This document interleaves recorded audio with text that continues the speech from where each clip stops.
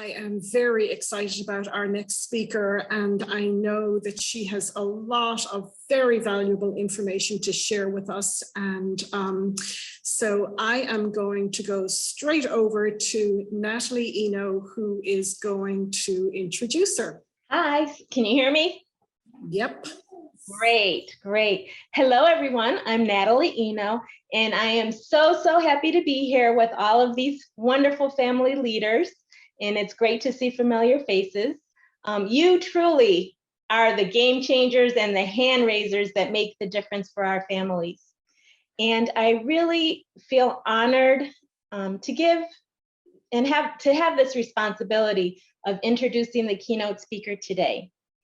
We share the responsibility of being family resource specialists in the Florida Early Steps program. And we had an instant connection, of course, as special needs moms, but immediately I could sense a genuine sincerity and a drive to make our roles better. So as family leaders, we believe that all children and families should feel supported, valued, and appreciated. I know you all feel this way. And differences really do need to be celebrated, and more focus is needed on helping families and helping these children to find their strengths. So we're going to learn about an inspiring journey, how this person became the Florida State Parent Consultant for the Early Steps program, which is Florida's early intervention program. And we know, of course, her most important role was as a mom, or is a mom, of two beautiful children with unique abilities, and they really have taught her how to view the world from a different lens. And it's given her a mission to empower families and people with disabilities. Thank you, Natalie, and hello to everyone. You might be wondering why I'm here. Well, I was wondering that too. I'm just a parent. I think I'm here because we have some things in common. And the first thing we have in common is that you don't know what I'm going to talk about. And that's a good thing, because neither do I. So if you have any thoughts about what we might have in common or what I should talk about, please put them in the chat now. I'm just kidding. I really do know what I'm going to talk about, but I'd love to see your thoughts. So please feel free to use the chat as we go and put whatever thoughts come to you at the moment. I'd like to first start off by telling you what an incredible honor it is for me to be here. My involvement with the FFLN has been such an amazing support for me over the last few years. When Angela asked me to be the keynote speaker, I was thrilled and shocked. And then she told me I had 40 minutes.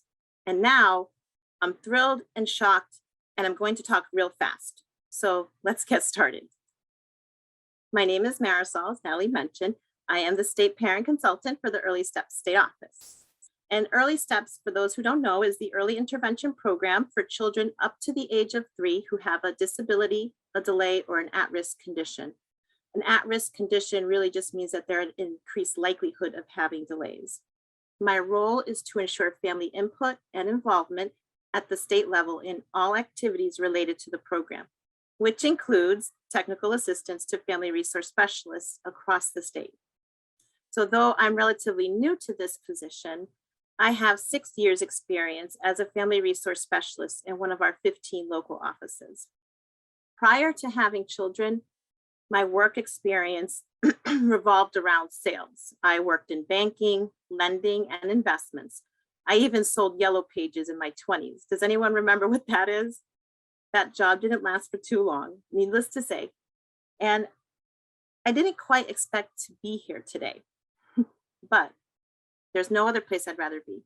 I love my job now, and I love my job as an FRS. My most favorite job, though, has been the most important one I've ever had, and that's being a parent. The hours are terrible, and you don't make any money, you lose money. I'm a mommy to 2 unique individuals. I have a son who's 9 and a daughter who is 5. They have disabilities, and you'll get to know them a little bit more as we go on. The theme of the summit is thriving and transforming in the business of giving. I think this is just such an appropriate topic given the circumstances of the world today. We are surrounded by change. Our lives have literally and completely been impacted by this pandemic. we've had to let go of a lot of things, including some loved ones. So before we continue, let's pause for a moment of silence to remember all those who we've lost and those who are still struggling with COVID. Life is difficult right now. We must learn to thrive and transform. I like this Wordle. If you have any words about transformation that you'd like to add to the Wordle, please share it in the chat.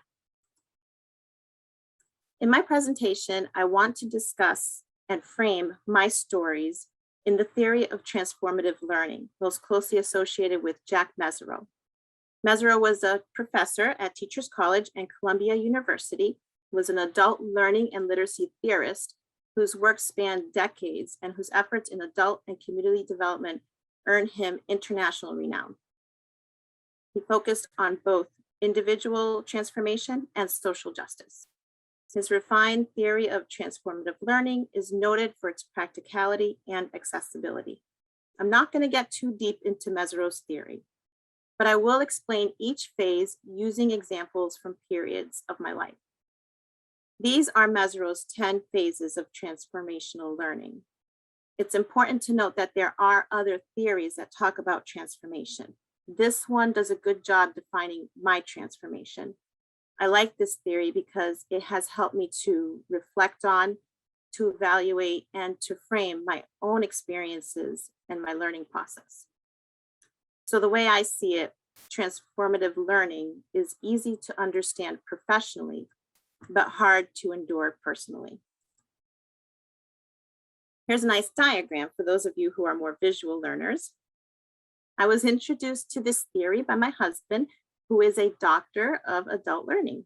And he has heard me talk a lot about our family life and our experiences. I do a lot of self-reflection, poor guy. One day, a couple of years ago, he said, "You should look at this. This is everything you're talking about." And it was, and it still is. So let's begin. In the beginning, long time ago, before kids, I had envisioned myself as one day being this incredible matriarchal figure who was sort of like my mother. My parents were immigrants who fled from Cuba. My dad fled in 1961 because of fear and persecution from Castro. My mom, who lived in Cuba but was a citizen of Spain, she married my dad by proxy, by mail, in 1968, and then she was able to leave Cuba in 1970. Both of my parents have had their fair share of adversity and having to adapt to incredibly profound changes. My parents worked very hard to provide for me and my siblings as best as they could. My mom is loving and kind, but also strong, firm, decisive. She's also an amazing cook. To her, food is the lifeblood of the family. It is health and strength. She was my role model. Mommy has some magic about her. She only attended school until she was 14, but she is full of wisdom. And family is everything to her. She's a natural. I wanted to be that kind of mom. I always thought I was going to be that kind of mom, a natural. It took 3 years for me to get a positive pregnancy test, not COVID. When I finally did, boy, all these ideas of who my child would be came rushing to me. I planned everything. I wanted it to be perfect, and it was, until it wasn't. 2 days after my baby shower, I was about 31 weeks pregnant, and I went in for an ultrasound. My mother-in-law and my sister, who had been visiting for the baby shower, and my mom went with me and my husband to see baby Rose. Ironically, the only surprise I planned for was not knowing the baby's gender. After all of us saw him on the monitor, my husband and I waited for the doctor to talk to the doctor, and we were very excited. I handed him a 3-page typed birth plan. It talked about everything from lighting to music, all of these things that I wanted to happen during delivery. It had a plan A and a plan B, and I'll never forget his words to me. "Yeah, you're not going to need that." What? I worked really hard on that. I was so confused. He went on to say that there was a problem with the baby. I had something called placenta abruption, that the baby wasn't getting enough nutrients and oxygen, and that I would likely have to deliver a lot sooner than expected. I was in disbelief. That was not in my plan. Enter phase 1, a disorienting dilemma. It's when one's world view is in question, or in other words, when one's expected reality is in question. What I expected to be one way was about to be something completely different. I remember that day like it was a movie, a terrifying movie, almost like an out-of-body experience, a bad dream that you can't wake up from. Do you know what I mean? It's like, you know, you're physically there, but you're not really there. You don't feel anything. Everything around you sort of fades out. I was numb and confused. I walked across the street to the hospital in this weird state of shock. I had no idea what to expect. And as I mentioned, I had a 3-page type birth plan. I thought I considered all the variables. This was not in my plan. I was told that it was going to be touch and go, that I might be in the hospital a month or a week, that they were going to do everything possible to keep the baby inside so that he can grow because his lungs were not developed well enough. Over the next 17 hours, I received steroid shots to help his lungs develop and 7 more ultrasounds. I went through all kinds of emotions: fear, self-doubt, denial, hope, anger. At 6 a.m. the next morning, I had an ultrasound that was not good. The baby wasn't responding. I had to have an emergency C-section. I remember the operating room. The walls were so white and the lights so bright. And I remember leaning over on the nurse and as I was receiving the epidural. And she held me in her arms and kept telling me in a very calm voice, breathe easy, don't move, and that I was doing great. But I didn't feel like I was doing great. This was not my plan. The delivery happened so fast, I didn't even get to touch him or peek at him because I don't know if you know, but when you have a C-section, they have this big blue curtain in front of you. Everything was rush. They took him for 1 minute before calling my husband over, and then they rushed away with my husband. They told me that he, the baby, was going to be okay, that he needed a lot of help right now. It didn't even hit me at that moment that he was a boy. I didn't know where they were going with him or what was happening. I wasn't able to see him for another 2 hours. I felt so disconnected, like a part of me had just been ripped away. Gordon Antonio Rose was born at 6:37 a.m., weighing 3 pounds, 4 ounces, and he was 17 inches long. He was resuscitated using positive pressure ventilation by bag and mask. When my husband tells his story, he says, the baby was blue and then he turned pink. Gordon had significant complications, including lung disease and an intraventricular hemorrhage, IVH. There was a lot going on. I could tell you all the details now, but at the time, it was like a foreign language to me. I didn't understand what they were saying, and I couldn't retain the information. The only thing I do remember is thinking, he's alive, so do whatever you need to do to keep him alive. I put my faith and my baby's life in the hands of medical professionals. I developed preeclampsia after delivery. And believe it or not, I was glad because it meant that I could be closer to him for a little longer, 5 days instead of 2. He was in the NICU for a month, and during that time, I would drive 40 minutes to the hospital, spend all day by his side pumping, and then drive back in the evening.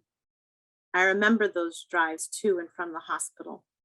I'd be on the phone with friends and family, and they would always be giving me all kinds of advice, which was, I know, was well-intentioned, but it became too much. Eventually, I stopped taking calls, and I would just drive alone in silence, and I would cry. Pumping constantly was very difficult. I was hardly producing any milk, any breast milk. But this was a big deal to me because I felt like it was all I could do to help my baby. Gordon weighed 5 pounds when I brought him home. And then my phone started blowing up with all these people calling. He had a primary doctor, an eye doctor, a GI, a neurologist. He had physical therapy right away in clinic. And I had no idea what was in store for me or Gordon. I was told that he would likely have delays. So these were the beginning moments of a series of events that would take place over years and would gradually lead up to where I am today. Phase 2 is self-examination. After having him home for a few months, things still didn't seem quite right. I tried to understand everything. I tried to learn child development. I tried to make plans, but truth be told, I had no idea what I was doing or planning for. Gordon was tongue-tied, and nursing him became excruciatingly painful. I started having bouts of mastitis infections, not fun at all. All of this made me feel in a way that I thought I would never feel as a mother. I had planned to be a natural, and I was anything but that. I felt shame. I felt anger and guilt. In those early months, I was home alone pretty much all day while my husband was at work. I started to slip into a depression, but I was able to recognize that. So I joined a breastfeeding support group, and it helped, but I often felt inadequate. I tried all kinds of home remedies for nursing, special cookies, teas, and even supplements called fenugreek. If you don't know what fenugreek is, it makes you smell really sweet like syrup, and my husband would often wake up in the morning craving waffles. My life revolved around feeding Gordon and pumping as much as I could and medical visits. I eventually had to stop nursing, which was a difficult decision for me because I had this idea that not being able to breastfeed was symbolic of my failure as a mother. Around that time, Gordon was diagnosed with a condition called craniosynostosis. Craniosynostosis is when the plates or the sutures in the skull fuse prematurely. Essentially, it's not allowing enough space for the brain to grow. If it's left untreated, it can become more severe. As he grows, it can increase the likelihood of hearing differences, vision impairments, speech, feeding issues, pressure on the brain, and even seizures. Gordon had cranial vault reconstructive surgery at 9 months. It was the longest 5 hours of my life. I was afraid. I was afraid of the risks of the surgery, but I was also afraid that my child would not have a normal, quote unquote, normal life like I had envisioned. Sometimes we get so hung up on these ideas of how we think things should be or what we thought they would always be, that when things don't quite turn out the way we expect, we feel lost. We grasp for answers. And if we can't find any real hard answers, then we start to point the finger. We blame and shame. I did just that to myself. That's not a healthy way of thinking. It wasn't healthy for me or my baby. And he needed me. He needed me to love and care and advocate for him. He needed me to think more critically about my expectations. Phase 3 is critical assessment. This is when you question the fundamental tasks of reality that you have always held. It's when you start to realize that things that you always thought were true might not be, and you examine why things are the way that they are. With all Gordon had endured early in his short 9 months, I started to think about the future. What will he ever be a typical child? I thought, what does this mean for him? How will my family react? How will people treat him? What does that mean for me? What kind of mother do I need to be for him? I think of this phase as the beginning stages of leadership. It's when you move past pure emotion. I'm not saying that you let go of emotion, but rather you allow it to take you a step farther, questioning your own feelings and assumptions. Those are hard questions. I decided I needed to let go of this idea that everything always had to go as planned. No matter what, he would always be loved and he would always be perfect for me. I decided that my job was to give Gordon whatever he needed to grow up into the person he was meant to be, whatever that might be.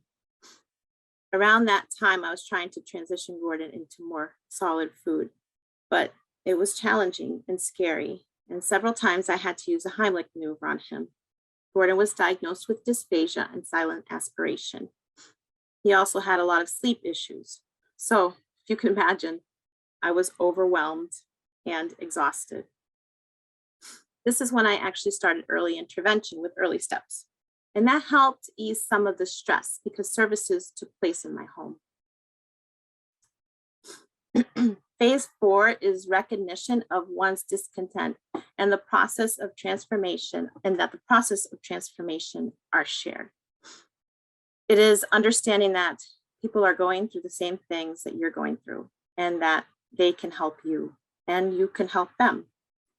This is the foundation of shared leadership. It's where empowerment and shared empowerment begins.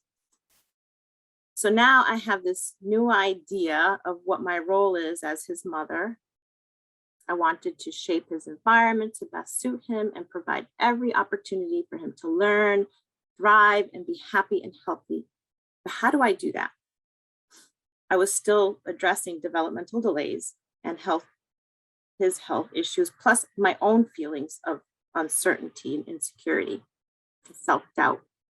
I needed something that was uplifting, something to motivate me and get me into a more positive mindset, while at the same time still giving him what he deserves. I needed support, and I thought to myself, there must be other moms out there who also need support. There's something you should know about me. I'm the kind of person that if I see something missing or that's not being done, I can't just sit around and do nothing. So I started a mommy playgroup online. Initially, it was just me and a couple of other moms. We would meet up at the library once a week. But over time, it grew to 130 moms online, and we had play dates of about 20 moms or so. We'd meet up regularly in various different places throughout the week. We all planned things. We all had fun, moms and kids. I felt less alone, and some of those moms are still my friends today. The reason shared leadership works is because it encourages everyone to take an active role. So everyone becomes stronger and everyone benefits. This time period made me understand that saying, it takes a village to raise a child, not just a mom, a village. The playgroup became one of the pieces of our village. I also had a wonderful relationship with our Early Steps provider. We were a team. Our speech language pathologist, Susan, taught me all about development and guided me with strategies that worked in our daily routines. But she did more than that. Without me even realizing, she gave me the keys and I drove the sessions. I didn't recognize it at the time, but that was empowering. Phase 5 is exploration of options for new roles, relationships, and actions. Although Gordon had feeding issues, he never had speech issues. In fact, he was very verbal and still is. He talks so much, some days he has me beat. When he turned 3, it was obvious that his delays were more physical and less cognitive. And so he didn't qualify for services through the school district. I'd planned to be a stay-at-home mom. But it was at that time that this position of family resource specialist became available at our local office. And Susan thought I would be a perfect candidate.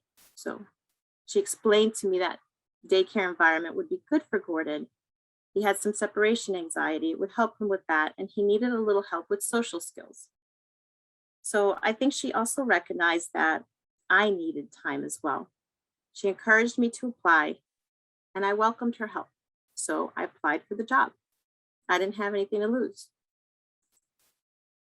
When I started with early steps, I didn't know what I was doing. There was a lot of trial and error.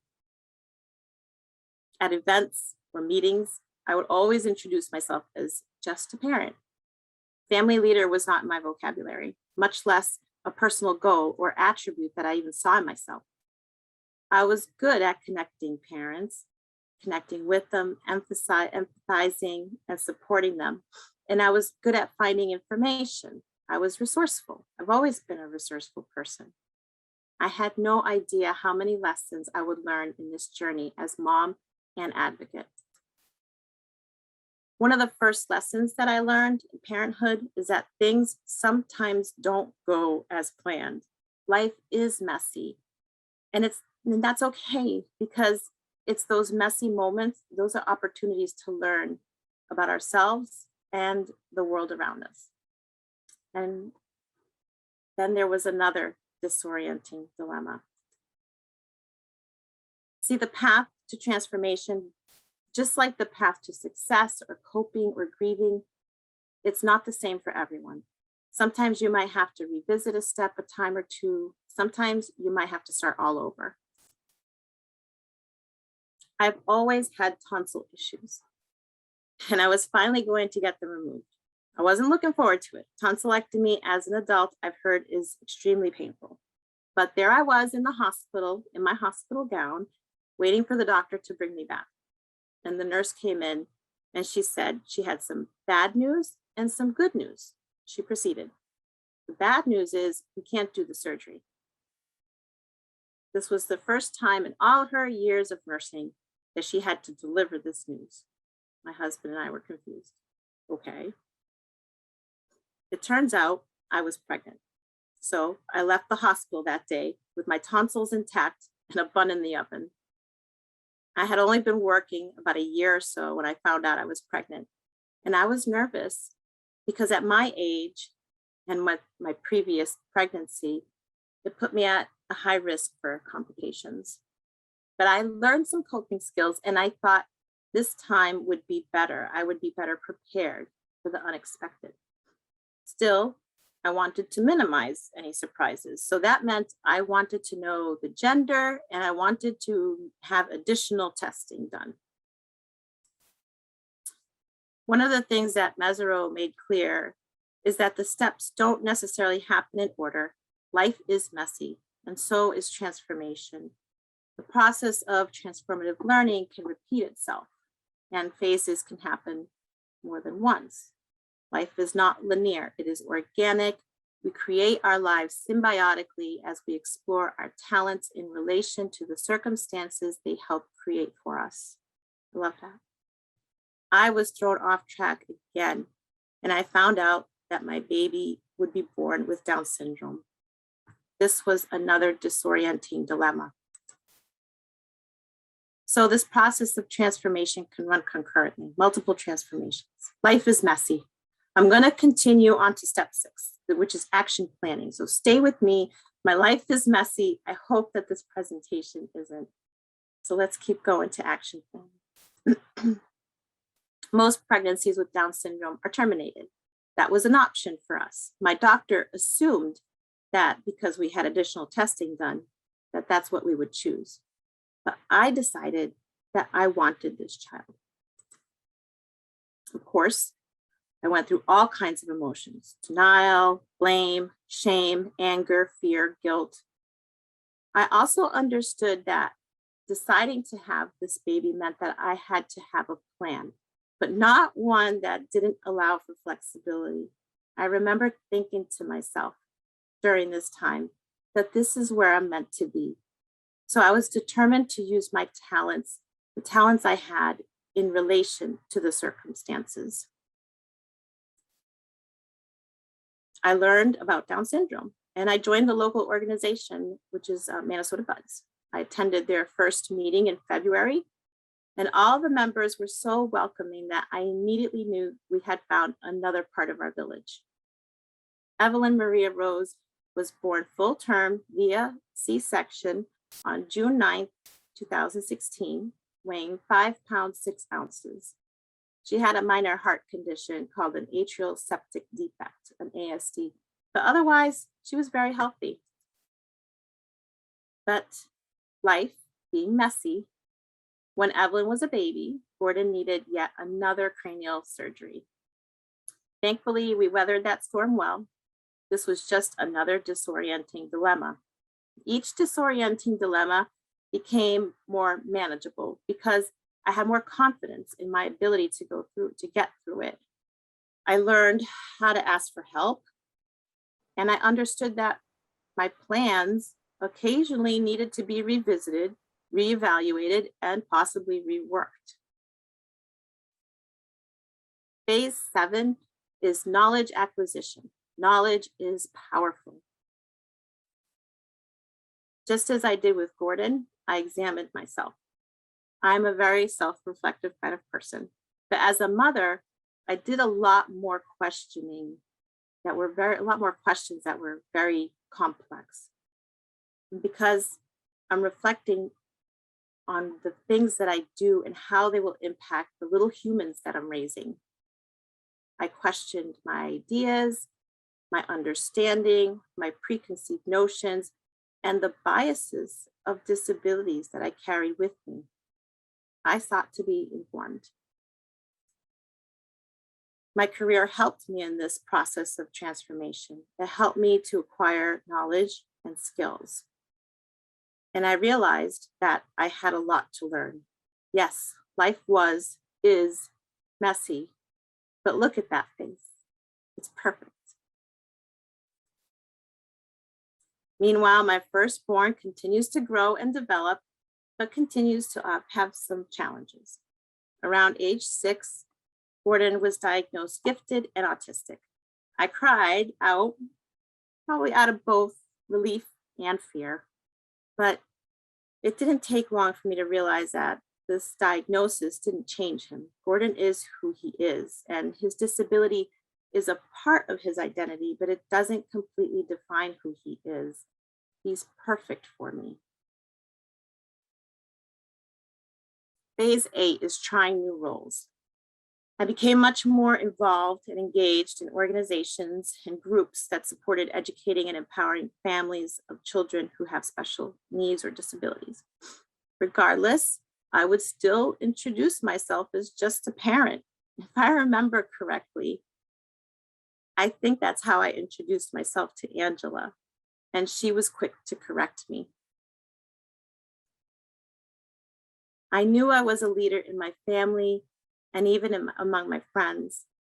I felt a lot more confident in that role at this point. I began to take on more of a leadership role in my office and in my community. But I didn't quite think of myself as a leader. I'm a parent, perhaps a well-informed, well-connected parent, but a leader? Could I be a leader? So I started to think about the word leadership and family leadership. If I was or wanted to be a leader, then I needed to think about what that meant to me. What kind of leader did I want to be? When families, professionals, and organizations reach out to you for assistance, it's not that you are no longer just a parent. It's that your role as a parent has evolved. You're a family leader. I started to believe that I was a family leader. I began to realize something about early intervention at that time too, and about my role within the program that had never really been made explicit to me or to the FRSs or anyone else that I worked with at that time. And it was so obvious. I thought about how quickly the first 3 years went for Gordon, and I knew that was going to be the case with Evelyn. My job doesn't just stop when I leave the office or turn off my computer, because you see, it's a requirement that I have a child who went through or would have qualified for early intervention. And it's a requirement for a good reason. What better person is there to represent the needs of a certain population than someone who is intimately familiar with that life? My job on and off the clock was to become informed for my family and to teach others, professionals and families, awareness, acceptance, engagement, and empowerment. These tools will help families in the early years and beyond, because we all know that the journey of being a parent doesn't stop at age 3. Early intervention is family-centered, and it takes place at the most vital time for a child's development. It captures parents and families at the very beginning moments of their journey. What we teach them is foundational. It will be the basis of their interactions within the systems that they use in their communities and within society for the unforeseeable future. I wanted to share this message with all the family resource specialists and everyone that I worked with, and families. Family leaders, what you do is so important. Phase 9 is building confidence. My career led me to attend conferences in Connecticut, Texas, and Florida. It has led me to meet parents from all walks of life. It has taught me to understand that many people live with disabilities. Disability is normal. In fact, it states it in the Individuals with Disabilities Education Act, IDA, right in the preamble. Disability is a natural consequence of the human experience and in no way diminishes the right of individuals to participate in and contribute to society. This quote has inspired me. All along the way, I've had supporters, champions, and mentors who have inspired me, both personally and professionally. These people believed in me and they encouraged me, like my mother, like Susan, who was both Gordon and Evelyn's speech language pathologist, and like the previous state parent consultant, Kelly Rogers, who understood the path that was in front of me because she walked it. They and many others have sprinkled my path with little bits of knowledge, which gave me confidence and kept me going to where I am today. Here are some images from my career. I wish that I had time to tell you about these stories and all the different organizations and groups and trainings that have helped me grow in my leadership skills. But I will tell you that I had to step out of my comfort zone quite a bit in order to get comfortable, in order to build my confidence and competence. I have been building competence and self-confidence in new roles and relationships throughout. I wouldn't be here without the support of my family, my heroes, and my mentors. They saw something in me. I am competent. I am confident. My orientation to the world of people with disabilities has been completely transformed. I have been transformed. I encourage you to find that spark in the families you serve and foster it. Sprinkle their path with little bits of knowledge. Phase 10 is integration into one's life based on conditions dictated by one's new perspective. This is the ideal moment in the process of transformation. Remember when at the beginning of the talk, I was explaining why I was here? And I asked you all to put what you thought we had in common in the chat. At some point in our lives, we have been impacted in one way or another by an individual with a disability. Or you as a self-advocate have been impacted by something to move you into action. Where am I today? I am the Safe Parent Consultant for the Early Steps program. I am a mother of 2 very special kids who have my heart, but sometimes make my head spin. I am proud of the changes that I have made personally and professionally. That was not planned, and it hasn't been easy. I have been transformed, but I am a work in progress. The more I learn, the more I know how much more I have to learn. You can help yourself. You can help me. You can help others in whatever the next step in the process of transformation might be. What is that step? I invite you to ask yourself that question. And if you need help, call me. I am not just a parent. I'm a parent and a leader. You are not just a parent. You are a parent and a leader.